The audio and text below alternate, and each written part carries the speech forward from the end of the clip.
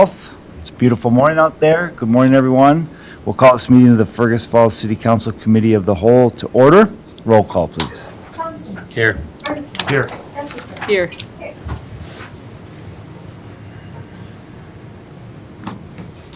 Anthony, hang on. Hicks? Can you hear me, Lynn? Yep, now I can hear you. Fish? Here.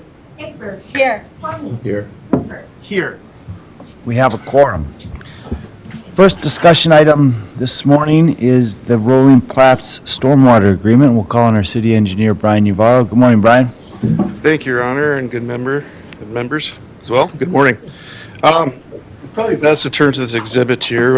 The future owners of Lot 2, located in Rolling Meadows Plat, which is shown up on the screen. Lot 2 being to the west, Lot 1 being to the north, as shown there. Is requesting to deed an existing stormwater pond, which is located on Outlot A, to the city. This land conveyance could be facilitated by a quitclaim deed. So if acceptable, the existing and future owners of Lot 1 and 2 will be required to enter into a stormwater pond agreement with the city. In general, similar to past arrangements and a recent agreement that came before the council just recently, the existing owners of Lot 1 and 2 will assume full responsibility of the regular maintenance of the pond, regular maintenance being defined as mowing, picking up litter, things of that nature. The city will be responsible for the ongoing monitoring and necessary repairs to collect sediment removals and dispose of properly to improve the water quality as intended for the stormwater ponds. The existing and future owners have consented to the city's conditions thus far that we've outlaid right now. Additionally, in order to complete this arrangement, the owner of Lot 1 will dedicate to the city a 20-foot wide ingress and egress easement along the south side of the entire length of their Lot 1 property. This will provide access to this pond in Outlot A. So at this time, Your Honor, the recommendation is to accept the conveyance of stormwater pond Outlot A to the city, contingent on the execution of the following two recommendations. Authorize the city engineer and the city attorney to prepare the stormwater pond maintenance agreement, and authorize myself and the city attorney to prepare the necessary documentation for the ingress egress to allow the city to access Outlot A. So at this time, I'll just open up to any questions you might have. Thank you, Brian. If anyone has any questions for the city engineer, go ahead, Scott. The map shows that there's already an egress easement on the south side of that, so why do we need one on the north side as well? Yes, that is a utility easement, but as constructed with the pond feature, that is a natural drainage rail that is part of the pond. So if we were to access it through that particular portion, we'd incur a lot of significant needs just because it's naturally inundated with water quite a bit, so. If there's any other questions, we could, go ahead, Jim. Where is, I'm confused on the ingress egress area. That's going to be on the lakeside? Yes, Lot 1 being it's undeveloped currently right now, I believe, so yes, it's on the north side. And they will be mowing all around that pond? No, they're required to, both parties, whoever the arrangement is, Because I mow around it now. and I'm sure they'll certainly allow it if you want to continue. So they will then spray and all that kind of stuff in there, because there is a big patch of dandelions and thistles in there. That would be considered part of the regular maintenance, turf maintenance. Any other questions, Scott? There's not, or, What's the advantage? sorry, Just 1 second. 1 second, Anthony. Go ahead, Scott. is there a fence, or would there be a fence required around the pond? No, there's not currently, there was not. Go ahead, Anthony. Did you have a question? Yeah, I'm just curious. What is the advantage to the city to do this? I mean, what do we kind of get out of it as such? I mean, are we taking on responsibility for something that in the future might come back to us? The advantage is, I guess I don't really consider it an advantage other than it's an effort to help more control over our MS4 program or stormwater inventory. Even though it's currently in private ownership, the city is allowed by ordinance, is required to monitor these ponds and everything, such as this. I prefer having arrangements similar to this So the responsibilities are clearly defined and whose roles and responsibilities are, because we have various amounts of these stormwater ponds. So it was a request of the owner of Lot 2, because due to my understanding that the condition of them closing on that Lot 2, that they would have to assume all responsibilities of Outlot A, which is a stormwater pond. Outlot A, bore by one particular property owner that serves this particular neighborhood. It's just in everybody's best interest, I suppose, to have an agreement such as this. And we just did a very similar one few weeks ago. That was in regards to a pond located just north of Thrifty White, I believe, in that particular vicinity. I should mention too that that pond, there's actually 1, 2, 3, 4 or 5 lots in there. We were all assessed for that pond. So. Mm-hmm. All right, if there's no more questions, we could bring this to the council on Monday night through a motion. Someone like to offer that? I'll vote, Your Honor. Thank you, Justin. I'll second. Thank you, Jim. Any further questions or discussion? All in favor of that motion, say aye. Aye. Opposed, same Aye. sign. That motion carries. Thank you. Thank you, Brian. Next item is Pebble Lake Golf Course Wetland Delineation. Again, Yes, Brian thank you. Navarro. Just recently, members from the municipal golf course, city staff, and members of the Minnesota Board of Soil and Water, we recently met to discuss the ongoing golf course water issues that has consistently hindered the course use and operations for years, if not decades. Thus far, we've been speaking about water mitigation and drainage improvements to the course. However, a few of the course wetlands are required to be delineated so the city does not violate any of the Wetland Conservation Act regulations with any pending said improvements. The delineation report will assist with a future dialogue in regards to identifying costs, effective course improvements in planning. This is recommended to be proposed to be funded through the American Rescue Fund, pending funds on that, or however, it is an eligible expense for the Storm Sewer Enterprise Fund. So at this time, I'm requesting to initiate this golf course delineation drainage improvement project and accept Stantec Engineering Professional Services proposal for wetland delineation in the amount of $8,050. And I'll offer any questions you might have. Thanks, Brian. I just have a simple question. So I know it's Stantec and we have more, and how does the engineering department, do each of these engineering firms have specialties, if you will, or a particular project, or how would you go about, just out of curiosity, how do you go about determining which is the best engineering firm for a project like this? Well, good question. It's not more so to begin with, more in engineering. You have to do wetland delineations, you have to be certified with the state. Oh. There is a record account of who is certified under that program. There's not any particular ones local here that I'm aware of. We did in the past, not previously. We have worked with some other consultants, but based on the magnitude of this delineation and talking with some of the members and the time, it was just pressing to try to get this project going. Okay, so it's just more of a certification and who's got the qualifications with the Yes, state. you have to be certified. Got it. Thanks, Brian. I will offer that. Thank you, Jim. I'll second that. Thanks, Tom. Any further questions? All in favor of that motion, say aye. Aye. Opposed, same sign. That motion carries. Item number 3 is City Project 5955. And again, we'll call on Brian Navarro. Thank you. This memo is in regards to public improvement 5955. This is a 2021 street and utility improvement project, looking to reconstruct Whitford Street and Bancroft area. The bid opening has been set for Thursday, May 27th, 2020 at 2 p.m. in these council chambers. Similar to previous special assessed projects, we're proposing to hold the final assessment prior to awarding the bids. In order to fast track this project, or based on a season that we have and limited time thereof to do construction, I'm requesting the city council set the final cost hearing date for June 21st, 2020. This is standard procedure per Minnesota statute. So at this time, Your Honor, I'm requesting recommendation to set the final cost hearing for June 21st, 2021 for combined project CP number 5955. Thank you, Brian. And we can do that by recommending that to the council. I'll offer that. Thank you, Caroline. Brent, any questions of Brian?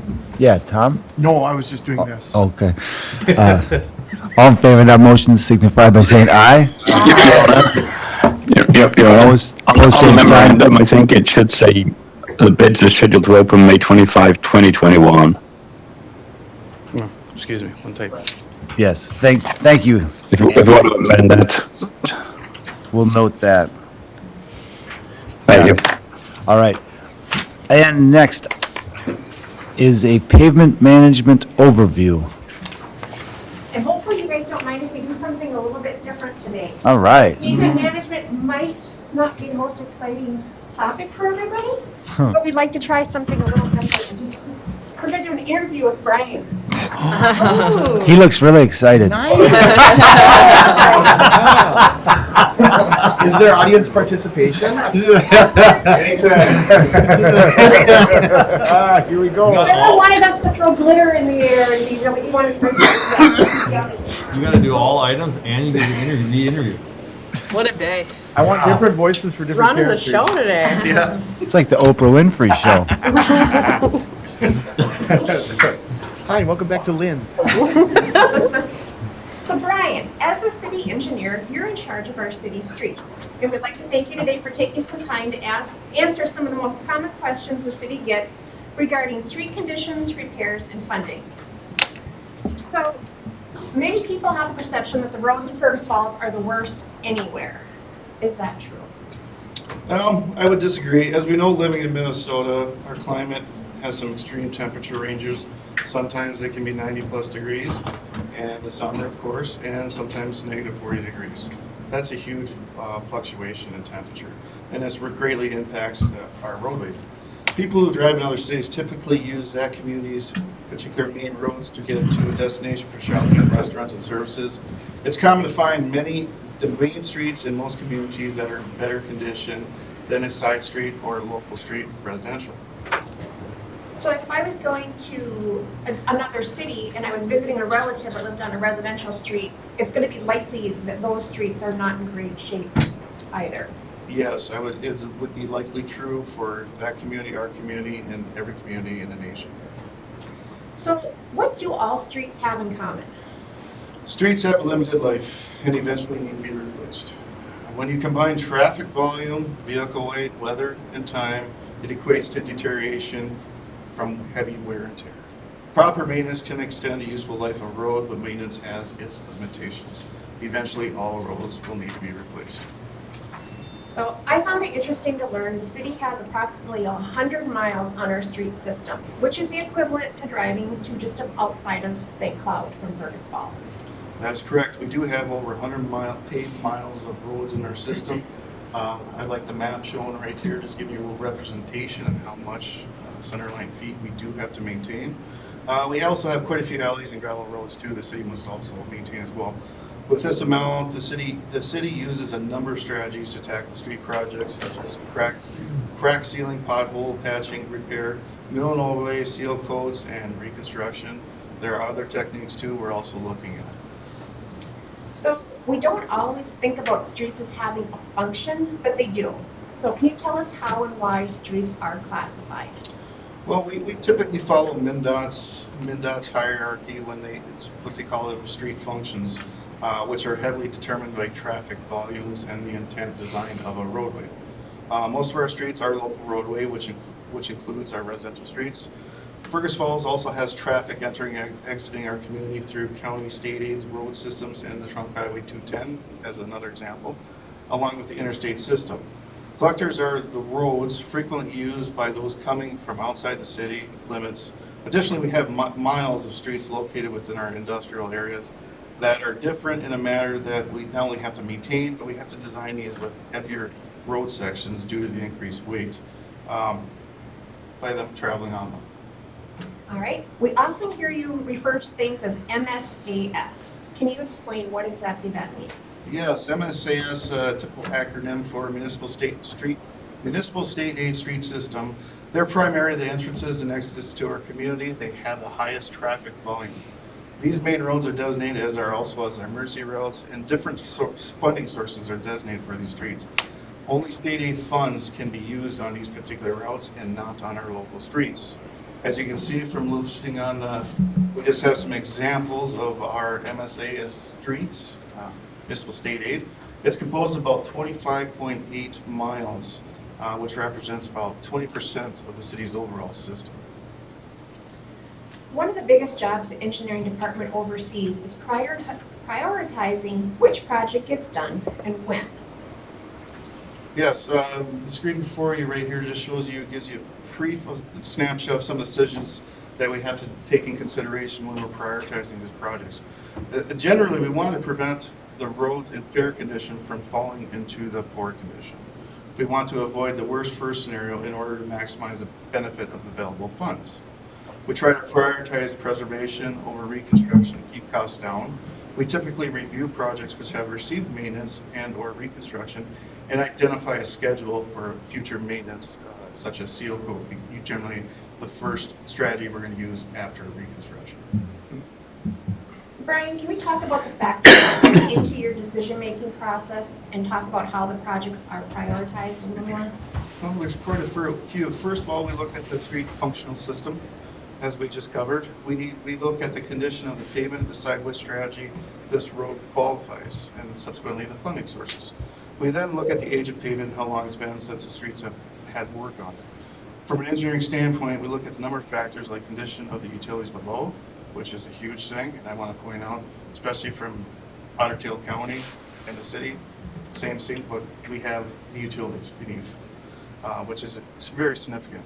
And then we have to identify if there's any safety or drainage improvements that should be made, and if there's any unusual deterioration or other ways this road could be improved. We then take all this information into account. We do cost estimates, and then determine how far we can go with this particular road based on the funds we have. Thank you. So a number of years ago, the city made a significant software investment to help record and rank each street's condition. Can you talk about that program a little bit? Yes, the city uses an Icon software system. This is the Undertake County has a very similar system as well. It's essentially a large database that houses actual pavement deficiencies for each segment of street within the city's network. And then with these deficiencies, the program assigns a street a particular number, 1 through 100. That's called the Pavement Condition PCI, Pavement Condition Index.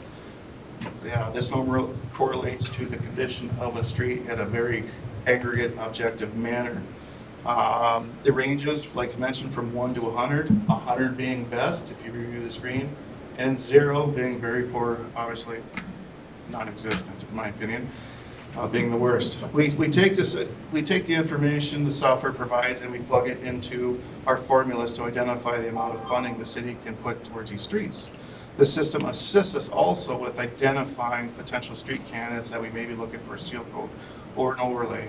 However, I want to know, just like every computer program, we always send staff out and review these streets in the field to ensure that data it's showing us is somewhat factually accurate.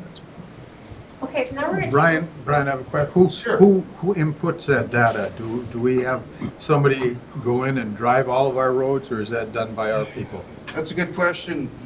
About every 4 or 5 years, we hire. It's through MnDOT. It's a fairly advanced band system with all this recording data. So it actually will go drive every single street we have that we tell it to, and it'll map all the deficiencies. And then that data is then uploaded into that system then? Okay. database. Correct. All right. Thank you. Correct. So it's a huge amount of data. And we've been collecting this data for a number of years, and as we can see on the screen here, we've got the average conditions from 2007, 2012, and 2015. Yes, as you can see, this is in its simplest form. This is some of the data it provides for us in the city. This number fluctuates, as Lynn mentioned. Sometimes it can change due to the project being completed as a result. The PCI then becomes a 100 for that particular street segment. Oftentimes, like after a hard freeze-thaw cycle, a road may fall into a lower condition. Even with good maintenance schedules, maintenance schedules, road surfaces will continue to deteriorate over time, thus lowering the PCI on individual roads, which will impact the overall system. So with this snapshot right here, we can actually do projections, which will be on another slide. But essentially, every time in the same program, when new data is entered, it is assigned a decay curve. Decay curve. That's its projection and how it correlates to how we can look out 20, 30 years beyond and determine where we're going to be at perhaps in the future when it comes 20, 30 years. And that was a great segue to the next question is where are we at right now projected for 2021? As mentioned, this is a projection. Our latest calculations show about 12% of our roads are being in very poor condition. 14% are in poor, 20 are in fair condition, 28 are in good, and 26 are considered excellent condition. The average PCI is 61. So of all these numbers, if you look back, that is just your bare bone simple number of 61 is your overall composite number of what your street system may look like. I just want to note on this one's a projection based off the information we currently have. In general, like I noted, we do this actual survey every 4 to 5 years. We're about due for one coming up, and I anticipate we're scheduling it for next year. Once that's surveyed, all this data will be re-entered and recomputed, so we have a trending line of all of our city street network. So Brian, so this 2021 number, when's the data collected? And my question is this, like if you look at 2015, we're at a 73, and then 2021, you're at 5 years or 6 years later, you're at a 61, and we've had significant increases in our road maintenance funding since that time. So I'm just wondering when the data is collected, and then is it just that the money that we're spending is not going as far, or, you know what I mean? If we're increasing our funding and we're, still maybe slipping on the average quality of the streets, is it just something that the council should look at, so? Well, it's a good question. As I mentioned, we haven't done this particular survey and uploaded data every 4 to 5 years. It costs approximately $25,000 to do it. Sure. So in my opinion, we do these projections, we do these projects and everything, and like I mentioned, it's about time. So get a real more accurate account, like I mentioned, Sure. the data. We'll then have the actual most current data instead of projections, and then we can better understand. And that's the whole intent is, number one, is housing all the data and seeing over time what the system is doing. So that number really is a projection from 4 or 5 years ago, before we increase that funding, really. Yes. So it'd be interesting to see what that funding, actually, it'd be very useful to see what that funding increase has done. Okay. There might be a slide coming up. But You started the presentation or the interview with kind of the main thoroughfares that are used, and those are predominantly in better condition than residential streets.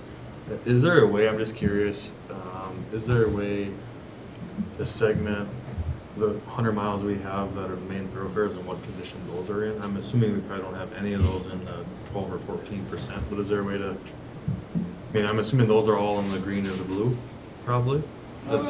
not necessarily, but yes, there is a way just like any software program, it has input parameters, and this particular program, we have it assigned where they're municipal state aid routes or your local ones.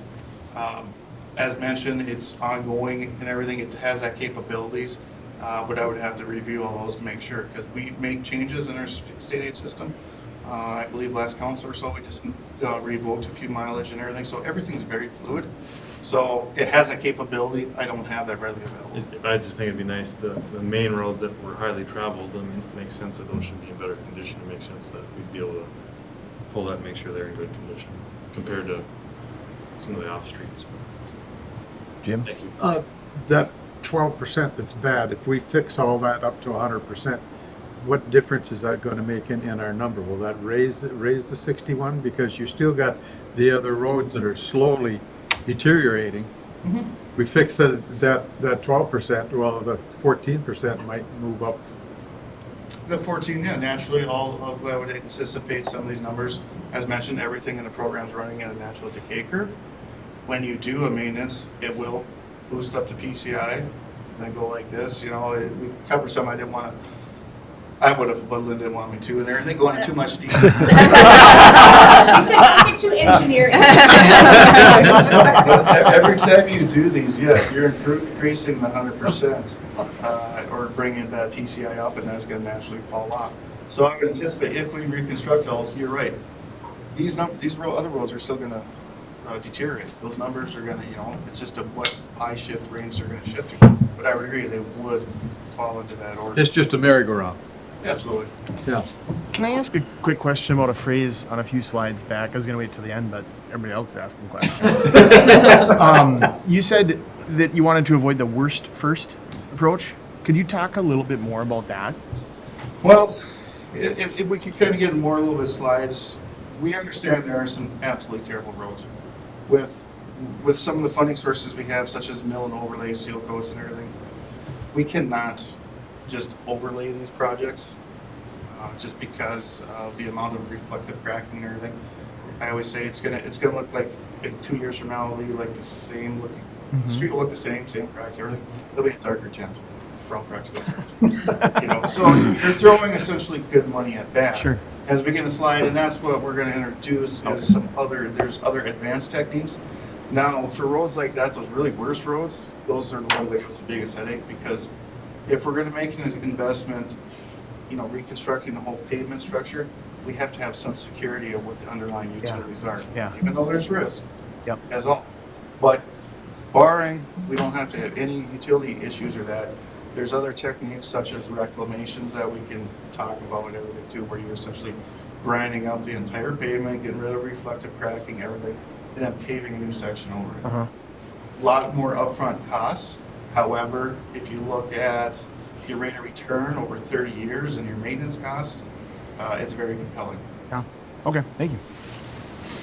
All right, so next we wanted to show you some examples of those common street conditions that we find and what those conditions generally mean for the overall health of the streets. And we're hoping technology works because we have While a little video clip to show you. Is that done, Shelby? Intuition may tell us While intuition may tell us roads are solid and immovable, that's not really the case. Every road is impacted by each vehicle that passes over it. Pavement is a consumable. It's consumed primarily by the vehicles that all of us drive. The more vehicles using a road, the shorter the life of the pavement. Here's a cross-section of a typical pavement. The weight of each vehicle bends the pavement slightly. This gauge measures the amount of bending or deflection caused by the weight of a vehicle.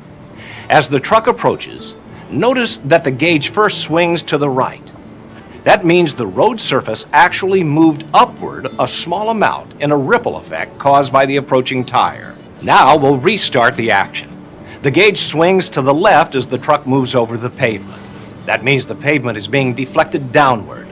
After the truck passes, the pavement rebounds to its original position. Roads have their greatest strength in the winter. The water trapped in the base and subgrade is frozen solid, adding to the strength of the pavement. Then, in the spring, the base and subgrade begin to thaw out, and our pavements become much more vulnerable. When the air temperature reaches about 35 to 40 degrees for several days in a row, we have a layer of soggy, waterlogged base material under the paved surface. When a loaded truck comes along, it's easy to see what's going to happen. With reduced support from the underlying materials, the surface layer deflects more and wears out faster. We're all familiar with the result: pothole season.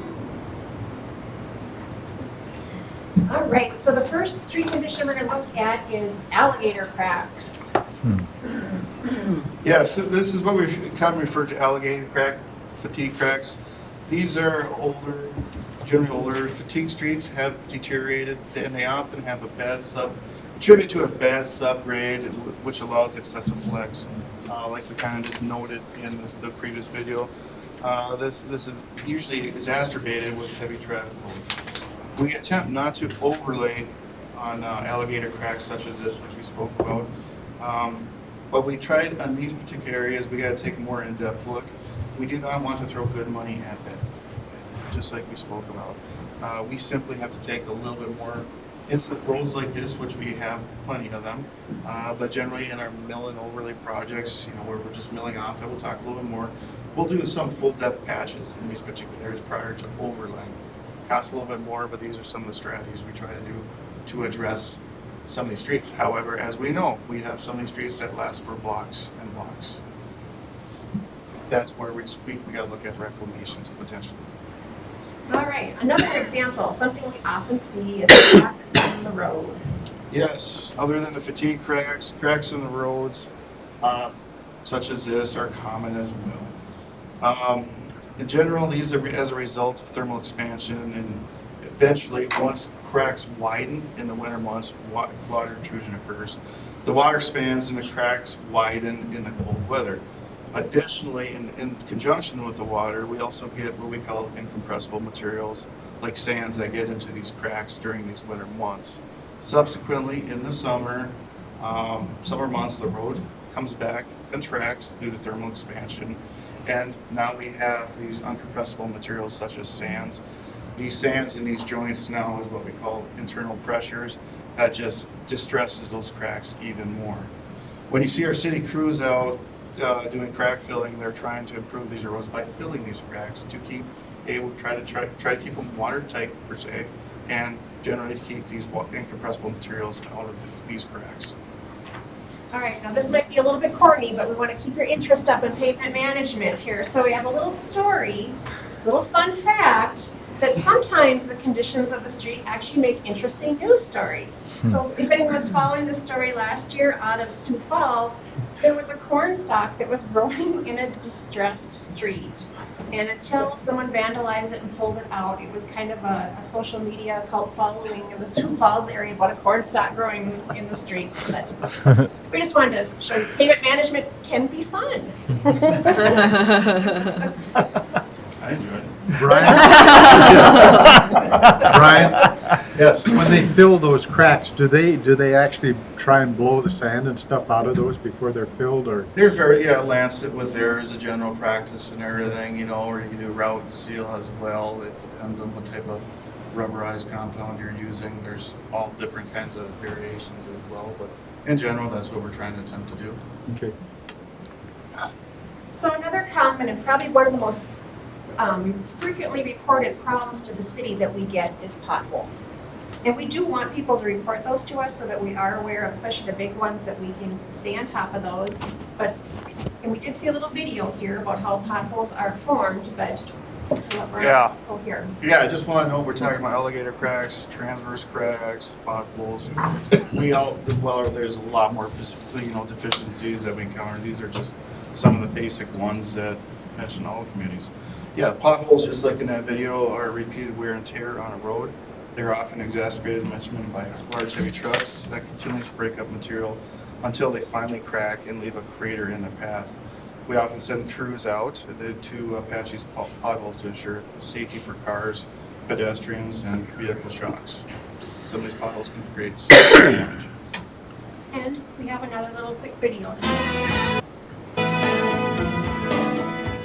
Small cracks form, first on the bottom of the asphalt because that gets stretched the most.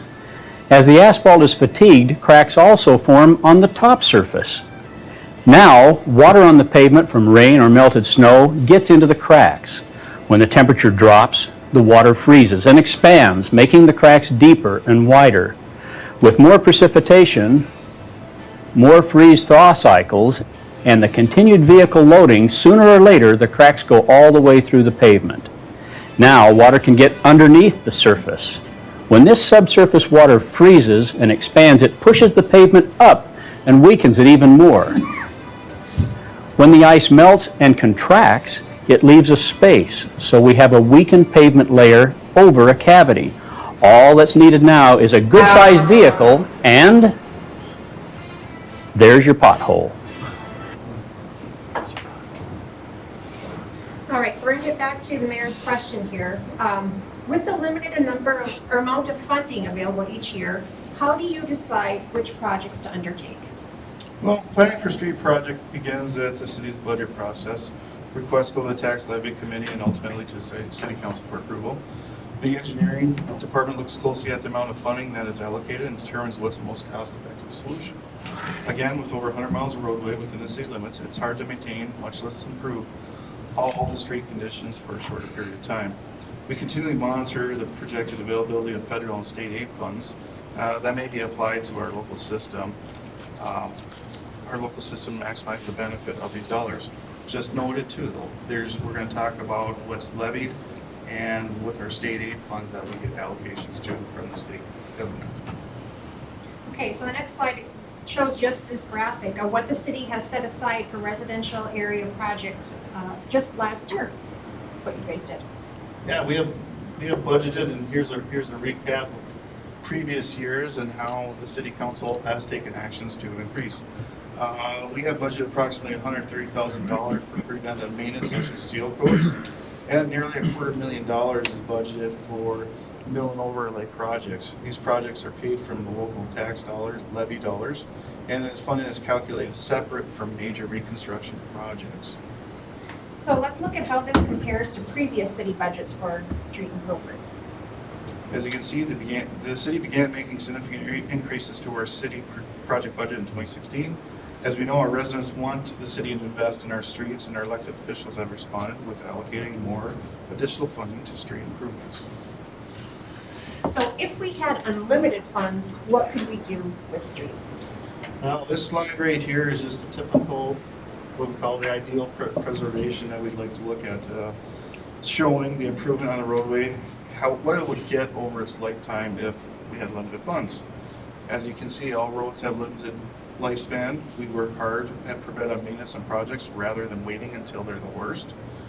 How often a roadway would need to get a seal coat and mill and overlay treatments to keep them in excellent condition over a 40-year life cycle if we were in limited funds such as this right here.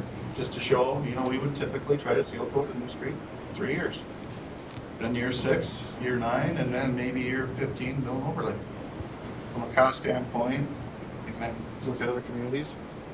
I'm not aware of any community that has these ideal funds or conditions, but best case, this was what we'd like to do. Can I ask a question? Can you go back one slide, Claire? Is that easy enough to do? So if you look at the $90,000 in seal coat and $100,000 in mill and overlay versus obviously considerably more in 2020, do we have an idea of how many the cost of materials, inflation, cost of our equipment, all those things, considerations that go in to tell us that that 250% increase from 2012? What's that getting us? Is it keeping up with the increased cost? So mile per mile, what are we doing? And I'm not expecting that this morning at all, but just as we go into the 2021 budget or 2022 budget cycle, just so we can know the money that we're investing, what we're actually getting as compared to, because it's a significant increase in funding.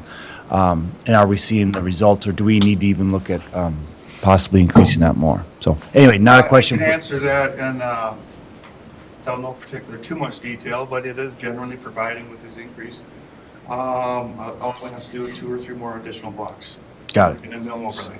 Okay. Yes, and prices are very volatile and have been major component of bituminous pricing. That has been pretty level. Even years past, it was much more, so it has come down. But in general, yeah, it has been providing ability to do an extra block or 2 Okay. minimum. Thank you. So now we're just going to review what exactly it means when you guys order, what does a chip seal really mean and what does it do? Yeah, here's one of our typical strategies. Chip sealing is a surface treatment. It's not a structural. It's a surface treatment that we essentially lay down a layer of asphalt oil, and then we apply with the self-propelled machine there. This is called the fine area chip spreader. This maintains, once this process is done, it's a very fast-moving project. Very typical. Once the chips are down, the rocks, we wait typically about 4 years, let the natural traffic to help adhere to the material, and then we sweep it all off. We spend about $130,000 on this treatment annually. It lasts about 7 years, but once again, factors such as traffic, weather conditions, and how well it is maintained could affect the timeline. When we do a chip seal, we are not fixing the utilities below the surface. All right, and let's talk about how that compares to a mill and overlay project. Mill and overlays generally consist of two steps. We take a bill, we go for bids, but generally the major two steps is we're milling the street surface off about 1.5 to 2 inches. Once that surface is removed, then we replace it with a new layer of asphalt material, generally the same thickness, 1 or 2 inches. We spend nearly $250,000 on these projects every year. These projects are not meant to fix utility issues once again, but sometimes we do repair known issues, like we mentioned, isolated fatigue cracked areas in the base sections. I also want to point out the mill and overlay work that is done annually. Our prioritization, it alternates by city ward. As you can see on the rotation where we have in 2021, we're looking at Ward 4, 2020 Ward 1, 2019 Ward 3, 2018 Ward 2. That's our first step in prioritizing mill and overlays in the city. Yes? Could we, could we amend that so that Ward 2 gets like every other year? It's not, yes, the city council, if we'd like to, yeah. Okay. I don't think we can do that.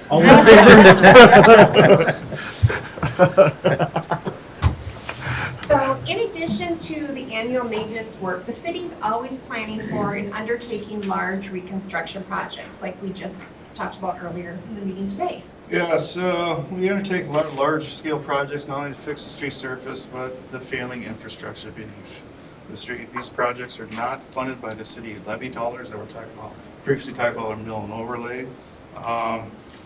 They're generally funded through special assessments for a portion thereof of the road. If we cannot keep up with the street surfaces, the underground utilities can last up to 100 years. However, there's no guarantee, like I mentioned. Utility failures can happen even on new streets. There's always a risk that a brand new street can develop a pothole shortly after its construction. And I want to go back to that perception that we have the worst roads in the whole world. We have some very, very nice streets that are popping up because of the recent improvements that the council has approved as well. On Summit, Burlington, Highland is our most recent projects that we've just finished up. Yeah, these are side-by-side comparisons. Particularly, this is of East Mount Faith, just east of Freiburg. Many of these large-scale projects are planned for years in advance of the project.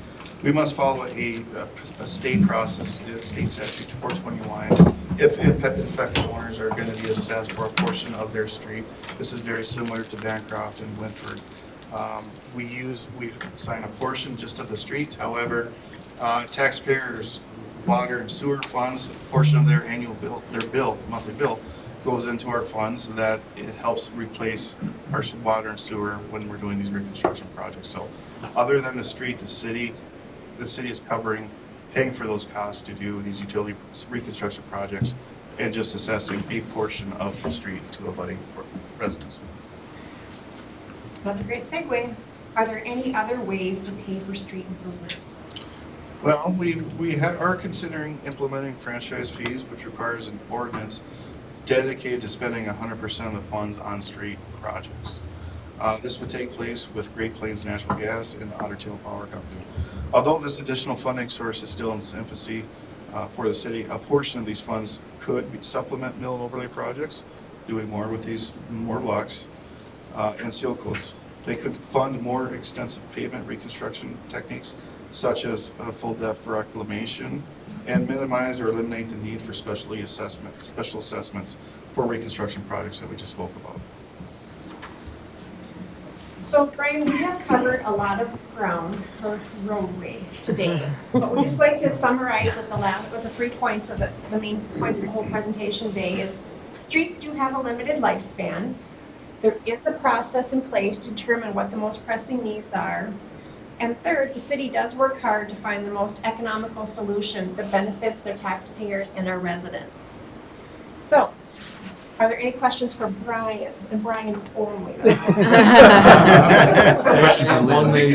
One more question. Brian, can I ask a question?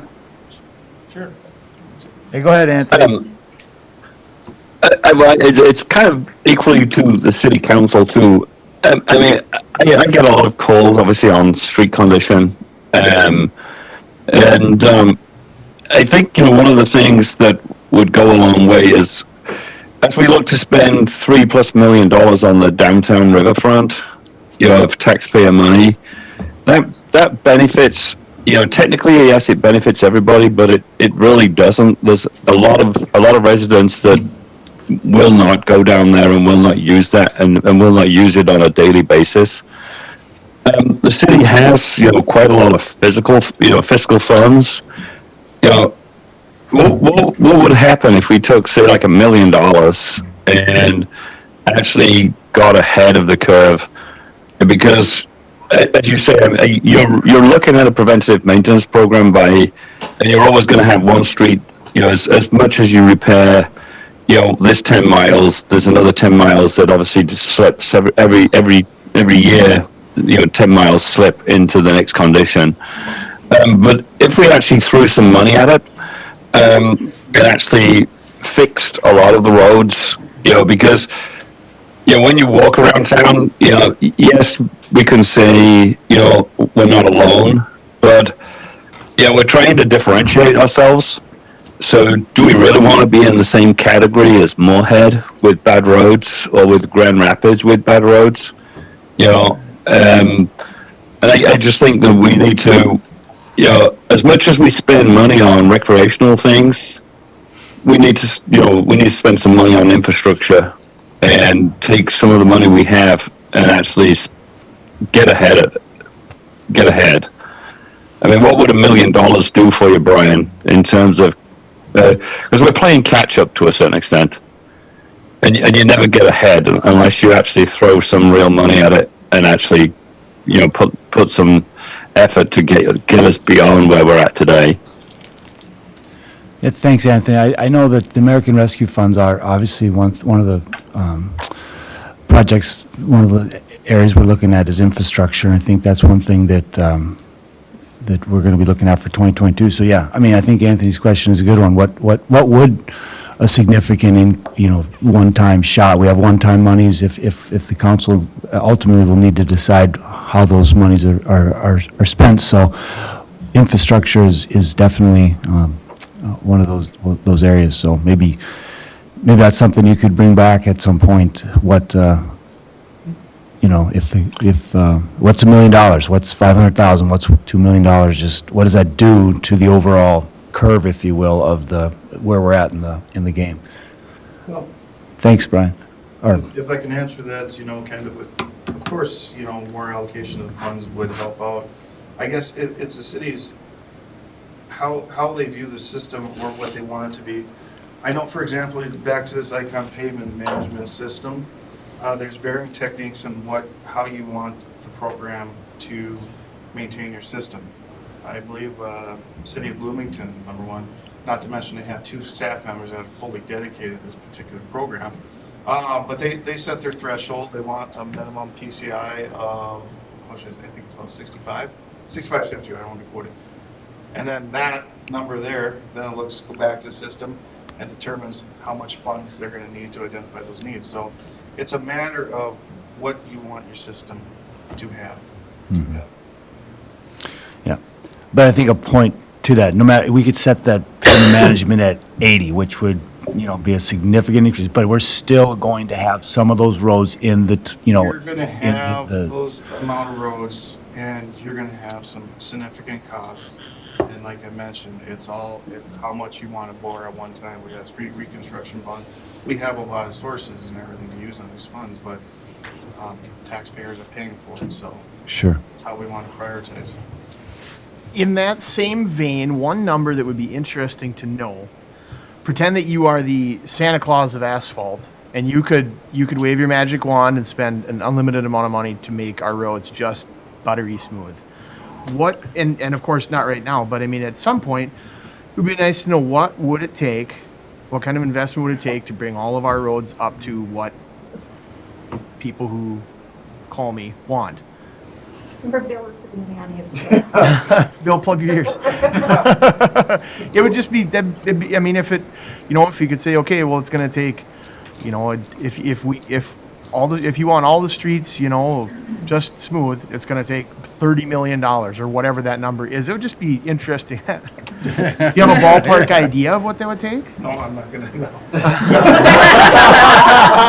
Like I mentioned, the difficult part is the utilities. Yeah. There's going to be risk. If we did have the utilities beneath the streets, but that's a huge factor we gotta look into. So if we're going along the same lines, just throwing out for the streets, we gotta take account then how much we're gonna replace all the utilities, which is another huge number, so. And then on top of that, it would be, to your perfect world scenario, unlimited budget, assuming we make that infrastructure investment, what is it to maintain that entire system yearly? And I would imagine our current budget is even enough to maintain that. So then we're gonna get back to the same deficiencies at some point. So I'd be curious, if we're gonna ask the number, what would it be to get it up to that percentage? Then what do we need to commit to maintain? Because the last thing you wanna do is Build it all. up and let it fall again. And then you have a huge influx of ongoing maintenance as well Every at the same time. Or Good else point. you have- Very good point. And the other thing is, if you had all that money, it isn't going to get done instantaneously. It's going to be years to put all that together. So you're still behind the 8 ball. Yes, from a logistical standpoint and everything, we still have to maintain traffic and access and everything in a safe manner. So you're absolutely right. We have to take that into consideration too. One quick question for Brian. So on a scale from 1 to 10, where 10 is the perfect environment to maintain streets as far as climate, and 1 being just, the most challenging freeze thaw, whatever, where would you put Fergus on that scale? Just to give people an idea what we're up against. We're in perhaps one of the worst climates. Okay, so we're in about the worst climate you can try to maintain a road in. Yeah, Okay. and that's not necessarily climate too. Part of Moorhead's a prime example as well. It's not necessarily just the climate. It's the underlying soil conditions. Sure, okay. The clays. Yeah. We have predominantly clay materials around here too. Those expansions, vertical expansions and everything beneath. That's why we'd like to try to have a gravel, when we do these projects. But I would no doubtly say that Okay. from ranges, 90, to, that's a huge range of just like concrete materials, all materials there. That's a huge expansion range. So that'll be good for people to know too, that we couldn't have really picked a worse place to try to build roads. Well, we picked the pace and working with MnDOT too, though, we, through research and everything, there are what we call performance grade asphalt materials, albeit more expensive. But the asphalt oils that go into our bituminous material, it's kind of designed, but even those are, have a hard time meeting those thermal ranges. So eventually when we get our cracks. So one thing I guarantee, we're always going to have cracks. Yep. Just a matter. Thank you. Andrew, did you have a comment? Yeah, I have a few comments. Thank you, Your Honor. First of all, thanks, Brian and Lynn. That was very, I think, informative. Clara, yes, absolutely. Very informative and helpful, and I think the Santa Claus of roads may stick, Brian, so big shoes. So anyway, this is great information. Obviously, we have needs, and we want to put this problem or information into action. And Brian touched on it a little bit, and Lynn, with franchise fees, but that's what we're really hoping this discussion brings about is we'd like to put on the agenda for Monday night a resolution directing staff to begin working with Otter Tail Power and Great Plains to explore implementation of franchise fees. What that is charging those companies a fee to operate and use the city's right-of-ways. It's a very common practice, especially in the metro area. A ton of cities have this. All of the funds that would be raised as part of this franchise fees, as they mentioned, would be dedicated to road maintenance and reconstruction. 100% of them. So having that long-term dedicated funding source, which can complement the tax levy dollars that we're trying to continuously increase incrementally, would really allow us to go further. So I think that's a much better approach than a one-time shot in the arm, because we will always be chasing. And like Brian said, if we do a large segment of town at once, 15, 20, 30 years from now, you got to find that same one-time investment to try to keep ahead of all those roads. So having the dedicated funding source that can generate the revenue that we need, and we can identify what that revenue is, and you set that fee accordingly, and that can be adjusted from time to time, will allow us to have the stability that we need. Not to get this PCI to 100, but to continue to be ahead, or get it further ahead of the curve, knowing that that curve's always going to continue. I think it's important to focus on infrastructure, like Anthony said. That's absolutely a vital part of any community. But I don't think we want to get bogged down in only spending city dollars on streets, because at the end of the day, we still won't hit 100. We're still going to have the same challenges, and we haven't moved forward in any other place of our community. So that's why staff really feels like this is the right direction to go. And, I think the information's there. I think it's very evident that we have to do more and we have to do something. And that's what the community wants, quite frankly. So in my mind, this is a logical next step to have these conversations. It's a little bit of a process to get these in place, so it's not like you're approving anything Monday night. It would just be to start those discussions with Otter Tail and Great Plains. Like Brian mentioned, it's an ordinance process. There's some work that has to be done through the PUC and others, so it'll take some time. But that's the outcome we're hoping for, and hopefully the council's on board with that continued investment in our streets. Yeah, and I guess we'll continue this discussion Monday night. Any final thoughts before we wrap up? I just have one quick question Justin? before I forget. When we do, I hear this often for manhole covers or whatever the case may be, when we do a new street and we still have this deep cover and it seems to be a pothole, can you, or maybe Monday night, speak about, what that process looks like to bring it up, or why we don't, or how that, is it too expensive, or is that, how does that work? Because I know we've got some nice streets, and maybe there's a reason why you don't want the manhole cover level with the road. I don't know, but I get questions often on that. So we generally try to maintain a 1/4 inch to 3/8 when we do reconstruction projects. But yeah, we can talk. We try to address those major reconstruction projects in that, but yeah, it is desired. You want them slightly lower than the pavement surface. You don't want plow catches and everything. Yeah, we have some, and yeah, we can look at, can name a few manholes we can probably look at better and see what we can do to raise those, replace the adjustment rings beneath the casting that they're sitting on top of the structure, and bring them up to desired. that's not a huge expense. It's just more doing it. It's considered part of a maintenance program. They're always fluctuating. They're always moving. Yes, there are some lower and everything. We're aware of that, and maybe we just got to start prioritizing some of those as well in a maintenance program. Not doing all of them, but start picking some off. I just hear that because some of them are worse than just potholes themselves. But All right. Thank you, Brian. Thank you, Lynn. Thank you, Clara, Andrew, staff. And we will continue this discussion Monday night. And with that, we're adjourned. Thank you.